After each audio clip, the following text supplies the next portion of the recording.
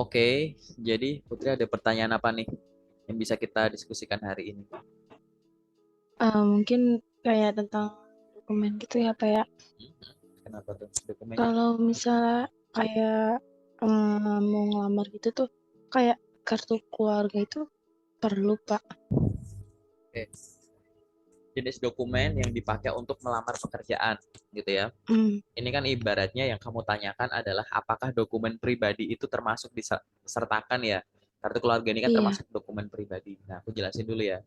Biasanya lowongan pekerjaan itu hanya mengirimkan dokumen umumnya dulu. Jadi dokumen pribadi itu tidak akan dikirimkan di awal, tidak akan diminta di awal.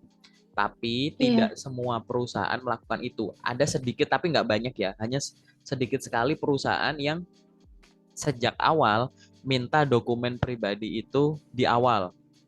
Misalkan iya apa? Misalkan kalau kamu datengin kayak job fair, ya kan? Ada walk-in iya interview.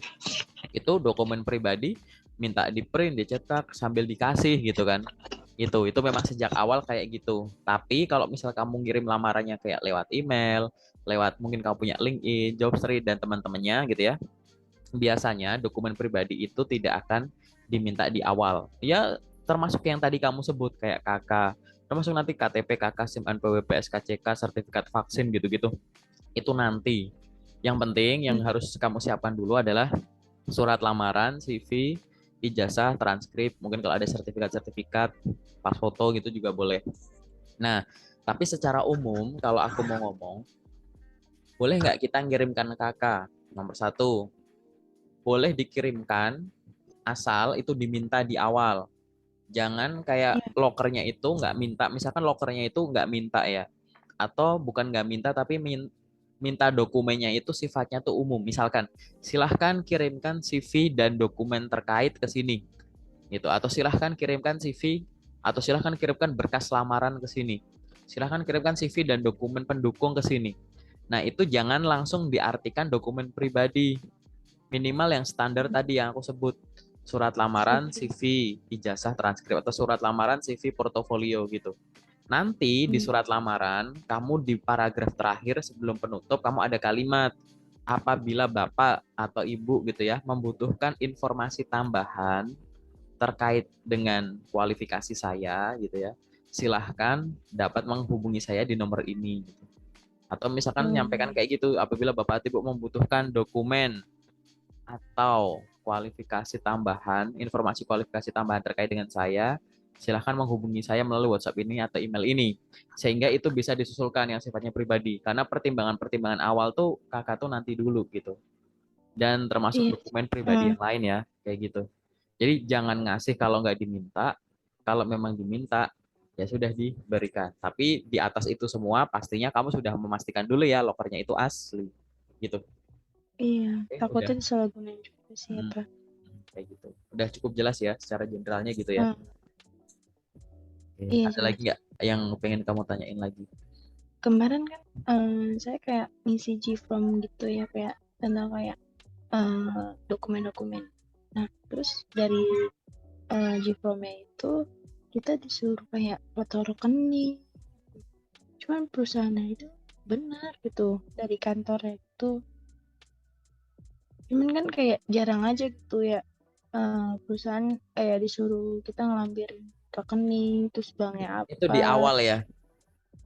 Ya itu memang ada, Pak, di awal. Iya Aku nanya dulu ya gini. Kantornya asli. Oke, ibarat kantornya asli tuh kayak memang kantornya ada asli. Tapi pemosting lokernya itu udah kamu pastikan belum? Bener-bener perwakilan perusahaan itu atau orang yang pura-pura jadi bagian dari perusahaan itu? Karena ini mmm, informasinya masih detail apa masih kurang detail gitu. Misalkan iya ini ada G-Form, tapi perusahaannya asli Pak, perusahaan A misalkan. Lah memang iya perusahaan A itu benar, tapi apakah form ini yang ngeluarin perusahaan A gitu loh. Jadi harus disambungkan dulu, ya kan? Ibaratnya misalkan loh ini ada form atas nama perusahaan A, pastikan dulu. Kamu cari koneksi di LinkedIn misalkan, cari HR, tanya apakah benar ini dari beliau. Kecuali formnya ini memang diposting oleh akun sosial medianya perusahaan ini Atau tadi misalkan kalau aku ngomong di LinkedIn adalah diposting sama rekruternya perusahaan ini. Gitu. Kepada job seeker Ya. macam-macam silahkan kirimkan lamaran melalui form ini. Itu boleh. Nah, ini sekarang aku masih butuh informasi tambahan dulu. Kamu dapat lokernya dari mana? Terus formnya ini yang posting siapa? Itu dicek dulu. Nggak usah dibahas di sini ya. Oh, Nanti di sesi detail aja ya. Karena ini kan oh termasuk iya. detail gitu. Itunya gitu. Form itu sama seperti loker-loker biasa yang dikirim lewat email atau apa. Pasti akan ada yang asli, ada yang enggak gitu. Pasti kayak gitu. Yang form juga sama. Jadi begitu kamu Iya. melihat info locker ada formnya, sama yang seperti biasanya aku share di grup ya, pastikan dulu perusahaannya apa. Oh, perusahaannya ini, bener nggak ini asalnya dari sana gitu. Misal kamu eh, beli air, kan ada kemasannya Iya. nih, ada mereknya nih. Perusahaan ini kan asli ya, gitu kan. Iya. Tapi kan kamu harus pastikan dulu, ini airnya itu beneran dari sana, apa ini hasil refill, paham nggak? Iya sih bener. Gitu. Takutnya kan itu ya. Dipastikan dulu gitu. Barangkali ini bukan orang, cuman dia nggak ngelepas label nih, cuma mengatasnamakan saja, padahal bukan bagian dari mereka. Nah kayak gitu, sama, Ini cuman perlakuan sama. ngaku aja ya, Pak. Iya gitu. Jadi dicek dulu ya. Dulu. Paling gampang ditelusuri dulu itu sumbernya dari mana.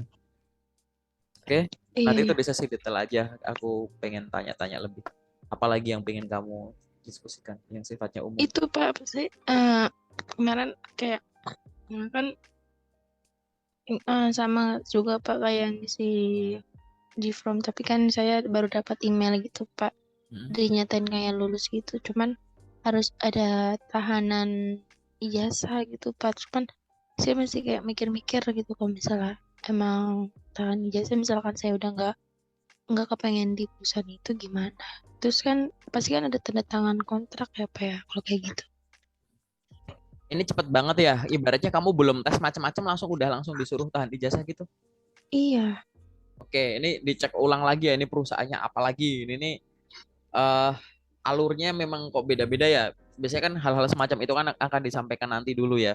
Tapi aku akan fokus dulu sama nanti kita cek juga nih lokernya ini ya. Aku nggak tahu. Aku penasaran aja kamu dapat loker-loker begini dari mana. Tapi nggak apa-apa. Kita bahas nanti dulu. Yang jelas kamu paham Iya. dulu isi esensinya di situ apa. Satu, tahan ijazah yang kamu sampaikan. Tahan ijazah itu sifatnya boleh. Jadi aku belum menemukan ya teorinya yang melarang atau gimana. Yang penting ada persetujuan dari dua belah pihak kayak gitu. Iya. Nah, tapi aku akan melihat dari sisi kamu, dari sisi pencari kerja. Beberapa orang, beberapa perusahaan sih, aku ngomong perusahaannya dulu ya. Beberapa perusahaan itu menerapkan tahan ijazah itu karena beberapa hal. Misalkan ada yang karena pekerjaannya ini beresiko karena banyak aset-aset perusahaan yang dipercayakan kepada kamu, gitu kan.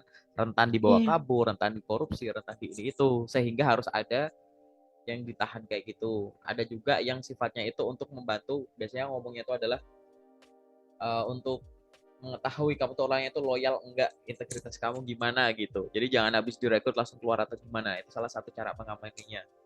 Sebenarnya ya sama aja gunanya. Kenapa? Karena setelah kamu direkrut, bahkan kamu udah kerja di hari pertama, kita tuh udah mengeluarkan banyak uang untuk merekrut kamu. Tapi kamu belum menghasilkan uang untuk kita. Nah, kalau belum lama kamu udah Iya. keluar gitu, berarti kan kita rugi. Itu kalau satu orang, kalau 10 orang, kalau 100 orang, nah kayak gitu. Jadi ada beberapa kemungkinan lah sudut pandangnya perusahaan gitu ya. Nah, di sini yang ingin aku sampaikan adalah kamu harus pahami dulu tahan ijazah ini intinya tujuannya untuk apa. Kamu boleh menanyakan gitu. Mohon maaf Bapak atau Ibu, yang saya tahu atau biasanya saya kalau ada proses rekrutmen tidak ada sistem tahan ijazah. Mohon informasi ini fungsinya untuk apa ya Pak? Tanya aja nggak apa-apa kayak gitu. Atau yang kedua, kamu sampaikan juga, misalkan kamu nggak nanya itu, kamu boleh menanyakan juga untuk tahan ijazah ini berapa lama ya Pak? Kemudian mekanisme mengambilnya bagaimana? Kayak gitu. Hmm. Yang ketiga, kamu boleh menyampaikan saja, saya setuju untuk ada sistem penalihan ijazah, tapi mohon terkait dengan ketentuannya, kemudian cara tadi ya, tujuannya untuk apa, cara mengambilnya Iya. gimana, berapa lama, Iya. kapan bisa diambil, itu tertuang di kontrak. Kamu bilang gitu. Jangan lewat lisan. Kalau lisan bisa lupa. Alasannya, misalnya kamu ditanya lagi, kenapa kok harus tertuang di kontrak? Ya karena ijazah itu dokumen resmi. Iya. Nah, sekarang Setuju. kan namanya dokumen resmi kan, jadi ya nggak mungkin dong kamu menyerahkan dokumen resmi tapi tidak ada tanda bukti resminya gitu. Bukannya Iya, kita tidak percaya, tapi kalau memang kayak gitu saya mohon semacam itu. Karena tahan ijazah itu boleh asal dua belah pihak itu setuju. Setuju tuh ya setuju ditahan dan setuju kalau sistemnya tuh penulisannya kayak gitu gitu. Nah, kemarin sih, dari sisi em, kamunya, kamu juga harus ah, memikirkan kayak gini. Kalau misalkan ini kamu ambil atau enggak, apa yang akan kamu lakukan? Kamu boleh menanyakan ke dirimu sendiri, aku lagi urgent banget nggak sih dapat kerjaan segera gitu. Kalau misalkan ini mm, nggak aku ambil, aku mau ngapain sejauh ini? Kayak gitu. Terus kalau aku akhirnya ngasih ini tahan ijazah, kira-kira aku bisa ngebayangin nggak sih aku bisa kerja di sini kayak lama gitu. Nah kalau nggak bisa gitu ya sudah, ngapain diambil gitu. Boleh kayak gitu. oh, Atau misalkan ada yang ngambil keputusan mau diambil ya silahkan. Yang penting pertimbangin dulu. Kalau ini nggak diambil iya, kamu mau ngapain? Terus kalau misalkan tadi diambil, nanti kira-kira gimana? Kalau nggak diambil, kira-kira kamu mau ngapain gitu? Kamu bisa ngebayangin nggak? Kalau nitipkan ijazah kan, ijazah biasanya dititipkan kan tidak sebentar ya gitu. Nah iya kamu pasti sambil lama. bayangkan, kamu ada di perusahaan itu kira-kira bakal lama nggak kayak gitu? Sebenarnya sih tahan ijazah sih bukan hal yang sesuatu yang gimana ya, bahkan banyak perusahaan besar yang melakukan tahan ijazah. Tapi kan kita kadang juga ngelihat reputasi perusahaannya atau yang kita tahu gitu ya. Kalau yang lakuin tahan ijazah perusahaan besar kayak gimana kita kayaknya udah langsung percaya aja gitu. Kalau yang kita nggak tahu Iya, malah kita ngerasa aneh ini, makanya tadi silahkan dibalikin lagi pertanyaannya ke kamu. Kamu setuju nggak kalau mau diambil, gimana cara ngambilnya nantinya gitu kan, kalau mau ambil kerjaan ini gitu. Kalau nanti nggak diambil tawaran ini, kamu rencananya ke depan mau gimana gitu-gitu. Dipertimbangin lagi butuh kerjaan banget nggak sekarang gitu. Baru nanti tinggal negonya dari sisi tadi kapan mau mulai kerjanya, terus kapan mulai tahan ijazah, berapa lama tahan ijazahnya, gimana mekanisme ngambilnya, itu tertuang di kontrak gitu. Kau boleh. waktu itu saya kan kayak sih nelusurin itu kayak lewat kayak Google gitu cari nama PT itu. Terus di ulasannya juga kayak banyak yang ngomong banyak yang ditahan. Cuman pas lagi habis di resign susah banget buat ngambil ijazahnya gitu, harus ke sini gitu. Tapi nggak ada hasilnya buat ngambil ijazahnya, jadi susah gitu. Nah, kalau udah ada ulasan negatif, saranku nggak usah diambil. Iya, takut juga Aku sih. tegas aja gitu. Ya, sebenarnya ini kan balik Hmm, masing-masing. Tapi kalau buat aku udah ada ulasan, ngambilnya susah, itu iya, ibaratnya nggak ada jamin. Memang sih nggak ada jaminan kamu juga akan mengalami kesusahan yang sama. Tapi di luar sana masih banyak yang nggak tahan ijazah tapi nggak seribet itu. Nah, aku sebagai iya, yang ngasih kamu saran, kalau usulan dari subjektif dari aku nggak usah ambil gitu. iya, Karena ini kan barang yang simple ya. Dari hal yang simple aja masih ada celah kayak gitu. Apalagi sampai nggak cuma satu orang kan yang nulis kayak gitu di internet kan. iya, Ya. banyak. Kalau banyak udah skip. Saranku gitu. Ada lagi nggak Put yang pengen kamu diskusikan? Tapi paling nggak kamu Udah. udah paham dulu ya terkait dengan ijazah Ah, harus gimana. Itu bukan hal yang nggak boleh atau gimana sejauh ini. Yang aku tahu asal ada persetujuan dari dua belah pihak itu semuanya oke-oke aja gitu. Oke. hmm, udah Pak, cuman Apalagi kayak yang umum gitu. soal itu aja, yang soal CV-mu yang lain dan lain-lain, kamu sejauh ini nggak ada kendala tahapan-tahapan nyari kerja apa gitu yang mungkin kamu masih bingung gitu. Iya, kalau CV itu sertifikat kayak yang lain kayak seminar itu kan, kemarin saya waktu kuliah kayak ngikutin seminar itu kayak lumayan banyak. Apa emang kita cari yang penting-penting aja atau emang semuanya dicantumin? Ini sertifikat itu ya, namanya pengalaman training sertifikasi apa gitu. Kan sertifikat kan macam-macam ya yang dilampirin gitu. Ada sertifikat kamu Iya, namanya prestasi. Jadi kamu dapat prestasi apa, ada pencapaian apa, akhirnya ada sertifikatnya. Ada sertifikat hasil kompetensi atau apa gitu. Ada iya, tes tertentu. Ada kamu mengikuti sertifikat event-event tertentu kayak gitu. Nah, kalau memang jumlah sertifikatmu itu banyak, maka pengalaman-pengalaman tadi yang mau dimasukkan ke CV adalah yang relevan aja sama yang pengen kamu lamar gitu. hmm, Ada pengalaman-pengalaman yang akhirnya menghasilkan sertifikat yang dia itu cuma spesifik untuk bidang tersebut gitu. Jadi misalkan kayak kamu daftar sebagai staf admin, ya ngapain sertifikasi masak kamu lampirin gitu. Selesai Iya. level masak gitu. Itu jangan gitu kan. Tapi ada Oh, namanya kemampuan-kemampuan yang kamu pelajari, ya kan? Akhirnya dapat sertifikatnya, tapi sertifikat ini bisa dipakai untuk semua pekerjaan. Misal apa? Misalkan kamu selesai kursus bahasa Inggris misalkan gitu. Nah, sertifikat atau dapat TOEFL bahasa Inggris nilainya gede gitu. Kan? Jadi sertifikat skor gitu. Nah, itu mau kamu lamar sebagai apa kemampuan bahasa Inggris itu kan nilai plus ya. Sehingga dia iya. akan selalu dilampirkan. Jadi benar, kalau misalkan ada sertifikat gitu yang berasal dari pengalaman training, sertifikasi, pengalaman ya tadi seminar gitu-gitu ya, atau perlombaan yang menghasilkan sertifikat gitu, itu boleh dilampirkan. Masukkan yang relevan itu betul gitu. Nah, yang relevan ini tadi ada dua jenis. Ada yang memang spesifik cocoknya cuma dalam satu bidang gitu atau satu sektor gitu, ada yang dia bisa di banyak sektor. Tergantung itu apa. Gitu. Tapi dia termasuk bagian Hmm. yang penting harus ada di CV. Karena itu kan nilai jualmu. Jadi ibarat di luar ya, di luar pengalaman kerja saya, di luar pengalaman pendidikan formal saya juga aktif di begini gitu.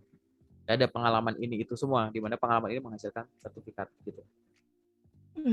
Iya. Oke, apalagi Sampai sekarang apa ya, Putri tuh kayak masih bingung. Apa sih bedanya CV sama portofolio? Cuman kayaknya hampir sama ya, kayak CV sama portofolio. simpelnya gini, CV itu ya, CV itu dokumen yang menjelaskan perjalanan hidup profesionalmu. Nah, Nah, portofolio itu kumpulan hasil karya selama kamu menjalani itu. Contoh, di CV kamu akan nulis PT ABCD jabatan sebagai apa ya misalkan sales hijab gitu. iya. Terus job desk-nya menjual hijab merek ini secara online di sini, mengambil foto hijab ini itu dan diupload ke sosial media dan lain-lain. Itu kan kamu nulis kayak gitu kan di pengalaman kerja di CV. Nah, di Iya. portofolio yang kamu lampirin adalah ini produk-produk hijab kamu yang di foto-foto tadi itu kayak gimana desainnya yang kamu akan upload gitu. Jadi ini tuh kayak perjalanannya, portofolio itu hasil karyanya gitu. Oh, kayak lebih mendetail di portofolio. Portofolio itu bukti karyanya, bukti hasilnya. Hmm. Kalau di sini kamu nyebut saya pernah jadi sales hijab, di portofolio tunjukin produk-produknya. Terus gimana cara kamu ngejual, ngedesainnya. Kalau di sini kamu punya pekerjaan sebagai vokalis band, gitu kan? Iya. Deskripsinya menyanyi gini, melakukan tour, melakukan ini itu di portofolio. Salah satu video turmu itu kan mungkin diupload ke YouTube. Nah, kamu Iya. screenshot videonya, dikasih link YouTube-nya apa gitu. Jadi ini adalah ceritanya, ini adalah bukti karyanya, hasil karyanya Hmm. gitu. Kamu pernah kerja sebagai seorang graphic designer. Iya. Deskripsinya membuat desain ini gambar, artikel maupun video untuk konten di misalkan Instagram, TikTok, dan YouTube. Nah, di portofolio itu kayak gimana? Hasil desainmu kayak gimana dilampirin? Gitu. Jadi ini ceritanya, ini buktinya. Portofolio itu bukti-buktinya. Di sini kamu nulis kayak saya aktif dalam berorganisasi. Misal kamu fresh grade, aktif dalam berorganisasi, pernah ikut apa? Misalkan BEM sebagai ini atau ketua panitia, ketua acara seminar ini. Nah, ini bukti karyanya. Ini waktu gambar-gambar foto-foto kamu waktu kamu lagi jadi MC di event ini, waktu lagi ini itu mana? Dilampirin di portofolio. Jadi jelas dua hal yang Hmm. beda ya. Ini perjalanannya, ini buktinya, hasil karyamu, kumpulan hasil karya. Kayak gitu. Jelas beda dong isinya. Nah, cari di internet aja banyak kok contohnya. Contoh portofolio, Iya. contoh ini. Cuman kayak agak apa ya? Cuman kayak masih bingung aja gitu bedanya. Tapi sekarang udah agak paham gitu. Udah mulai Coba di paham. browsing aja. Mungkin karena kamu ngelihatnya di portofolio kadang orang ngulang isi CV gitu. Iya. Gitu. Ngulang Kayak kayak di sini. ya tapi kan ibaratnya di CV di portofolio kan dia nyantumin gambar-gambar dan lain-lain misalkan. Hmm. Di CV kan enggak. Iya, cuman tulisan aja. Cuma pernah pernah menjadi ini, kerjaannya ngapain. Di sini ada, makanya tadi aku bilang bukti karya, mana hasil desainmu mana, misalkan gitu. Di sini kamu ngomong ikut organisasi ini sebagai ini. Di sini foto-fotonya mana yang di sini gitu. Jadi ini dua hal yang beda. Jadi di sini kamu bantu orang lewat visualnya juga dari hasilnya. Dengan kamu melalui ini tuh kayak gimana gitu. Ibaratnya di sini kamu ngomong, ah cuma jalan, aku lagi jalan-jalan nih ke pantai. Nah di sini hasil-hasil fotonya, hasil videonya, gitu. Mana bukti-buktinya kamu ke pantai gitu, kayak gitu. Di sini di CV kamu bilang saya pernah ke pantai tanggal sekian, waktu itu saya sebagai ini, yang saya lakukan itu adalah ngumpulin batu, ngumpulin tanaman, berenang di pinggir nyari ikan, terus berenang ke tengah gitu misalkan. Itu kan cerita di CV. Tapi foto-fotonya, videonya itu yang dimasuk di portofolio. Mana buktinya? Kayak tadi kumpulan hasil karya, kumpulan bukti kamu yang ada di CV. Ya aku saling menguatkan gitu. Iya, mantap. Paham ya? Bikin aja dulu, nanti kalau udah jadi kirim ke aku, nanti aku review. Oh iya, cuman kan saya kan kemarin terakhir di PT ini apa ya, Perusahaan cuman terakhir. kayak job desk ya perusahaan ini gitu, cuman kan kayak job desk cuman dikit gitu ya, jadi bingung buat masukin ke portofolionya gitu. Ya, gini, Jangan, tidak semua lowongan kerja harus dilampirin portofolio. oh Gitu. Portofolio itu memang kalau pas lagi memang satu diminta, kedua memang kamu merasa bahwa setiap lowongan harus aku lampirin portofolio yang khususnya lewat email ya. Kalau lewat kayak iya, Jobstreet, lewat LinkedIn itu kan nggak harus tuh ada portofolio. Kadang malah cuma CV doang. Gitu. isi portofolio apa aja apa ya? Apa cuman pengalaman aja atau ada lagi? Bukti karya. Nanti kamu browsing dulu deh. Kamu kayak pertanyaannya masih, kamu udah coba riset dulu belum? Googling dulu. Waktu Isi itu pernah isi cuman portofolio masih gitu. kurang paham. Intinya adalah kumpulan detail hasil karya, produk yang dibuat, event atau momen yang dilakukan, terus pencapaian yang bisa dibentuk dalam bentuk visual. Itu semuanya masuk ke hasil karya. Ntar saya searching apa ya? Bikin dulu aja habis itu. Oke? Nanti kirim Iya, ke aku. iya. Terus apa lagi? Udah Pak, Udah? yang ngomong udah. Oke. Berarti kita sekarang masuk ke sesi yang detail ya. Iya.